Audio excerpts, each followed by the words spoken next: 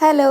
ഈ ചോറിൻ്റെ കൂട്ടത്ത് ഒഴിച്ച് കറി കഴിക്കാൻ ഇഷ്ടമുള്ള എത്ര പേരുണ്ട്? എന്നാൽ എനിക്കിവിടെ അങ്ങനെ ഒരാളുണ്ടേ. അപ്പോൾ ഞാനിന്ന് പൈനാപ്പിൾ വെച്ചിട്ടൊരു പൈനാപ്പിൾ പുളിശ്ശേരി ഉണ്ടാക്കാൻ പോവാം. ആദ്യം തന്നെ ഞാൻ വലിയ പൈനാപ്പിളിൻ്റെ കഷ്ണങ്ങൾ ചെറിയ ചെറിയ പൈനാപ്പിളിൻ്റെ കഷ്ണങ്ങളായിട്ട് മുറിച്ചെടുത്തിട്ടുണ്ട് കേട്ടോ.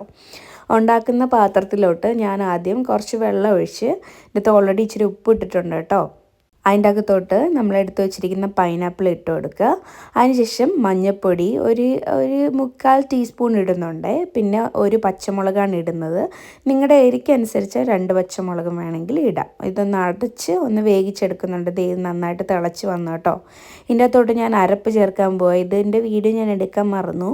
തേങ്ങ, ചെറിയ ഉള്ളി, ജീരകം, പിന്നെ കുറച്ച് ഒരു ചെറിയൊരു വെളുത്തുള്ളി എടുക്കുന്നുണ്ട്. ഇതെല്ലാം കൂടെ ഒന്ന് ഇച്ചിരി മഞ്ഞൾപ്പൊടിയും കൂടി ഇട്ടിട്ട് അരച്ചെടുത്താൽ കേട്ടോ. അതിനുശേഷം ഞാൻ എപ്പോഴും പറഞ്ഞിട്ടില്ല, ഞങ്ങൾക്കിവിടെ കേട് കിട്ടത്തില്ല, യോഗട്ടാണ് കൂടുതൽ കിട്ടുന്നത്.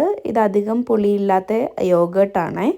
അപ്പം അരച്ച് വെച്ചിരിക്കുന്ന ആ അരപ്പും പിന്നെ യോഗട്ടും കൂടെ ഇട്ടിട്ട് ഇനി നന്നായിട്ടൊന്ന് ചൂടാക്കി എടുക്കണം കേട്ടോ. ഞങ്ങൾ തിളപ്പിക്കുന്നില്ല. അതിൻ്റെ അകത്തോട്ട് വറുത്ത് വെച്ചിരിക്കുന്ന ചെറിയ ഉള്ളി, ഇഞ്ചി, വെളുത്തുള്ളി, വറ്റൽമുളക്, കറിവേപ്പില, കടുക് ഇതെല്ലാം കൂടെ ഇട്ട് ചെറിയൊരു വറവലുണ്ടാക്കിയിട്ട് അതും കൂടെ ഇട്ട് കൊടുക്കാം കേട്ടോ. നല്ല ടേസ്റ്റാണ്. രസവും കാച്ചിമോരും ഒക്കെ എപ്പോഴും ട്രൈ ചെയ്യുന്നവർക്ക് ഒരു വെറൈറ്റിക്ക് ഇതും ട്രൈ ചെയ്യാം കേട്ടോ. എന്തായാലും നിങ്ങൾക്ക് ഇഷ്ടപ്പെട്ടും. പിന്നെ ട്രൈ ചെയ്തിട്ട് എന്തായാലും കമൻറ്റ് ചെയ്യാൻ മറക്കില്ല കേട്ടോ. പിന്നെ ലൈക്കും ഷെയറും സബ്സ്ക്രൈബും ചെയ്യണം.